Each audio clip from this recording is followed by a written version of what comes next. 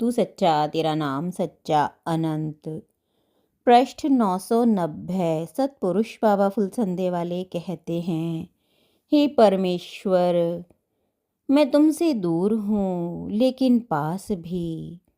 जैसे मुझसे मेरी छाया दूर, तुमसे दूर तट पर मैं विश्व के।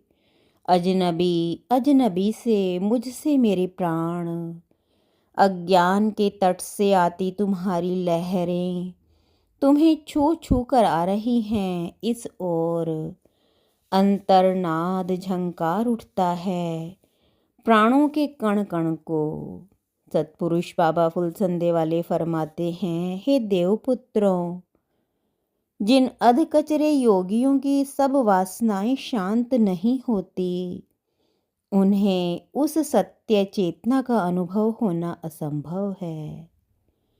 दुख, शोक, जलन, रोग, नरक, जन्म, मरण, ये सब कामना के ही फल हैं। मनुष्य की जीभ पर अमृत का लेप है।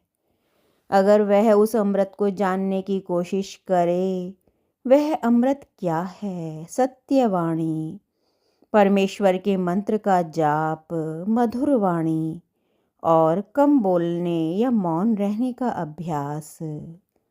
पर आज तो लोगों ने अपनी जीभ पर कांटे उगा रखे हैं, तो बोलते हुए फूल कैसे झड़ें? जीभ पर विष का लेप कर रखा है। झूठ, कटु वचन, चुगली, निंदा, असभ्यता पूर्ण, बुरी से बुरी बातें। सांप का काटा बच भी जावे, पर जीभ का डंक जिसके हृदय में धंस गया हो, उसका इलाज देवताओं के वैद्य भी नहीं कर सकते। मनुष्य के बोलने से, विचारों से, रहन सहन से वातावरण में उसके स्वभाव की तरंगें छाई रहती हैं, जिनका अच्छा या बुरा प्रभाव दूसरों पर अवश्य पड़ता है।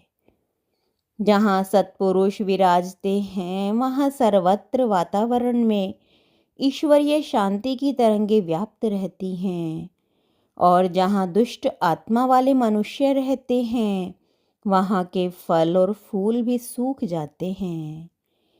अपनी वाणी में अमरता का झरना प्रकट करो, जिसमें तुम्हारे और दूसरों के जीवन के सब कांटे घुलकर बह जावें और फूल उगें। वही वाणी इस आत्मा को ईश्वरत्व में ले जाकर अर्पित कर देती है। जो जगत को नहीं जानते वही जगत में फंसते हैं।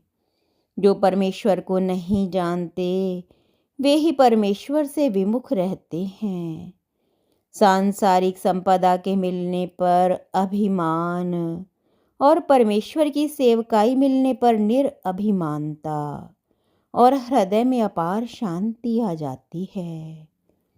परमेश्वर को दिल से पुकारने पर जो काम होता है, वह ग्रंथों के पढ़ने या अन्य अनुष्ठानों से या तीर्थ व्रत आदि से नहीं होता। कामना के कारण ही कमी है। कामना से जब मनुष्य रहित हो जाता है, तब तीनों लोक की संपदाएं आदमी के पीछे पीछे फिरती हैं। अत्यधिक अभिमान, अधिक बोलना, क्रोध, मित्र से द्रोह, अपने ही पेट भरने की चिंता, इन बातों से मनुष्य की आयु घटती है। एक तू सच्चा तेरा नाम सच्चा।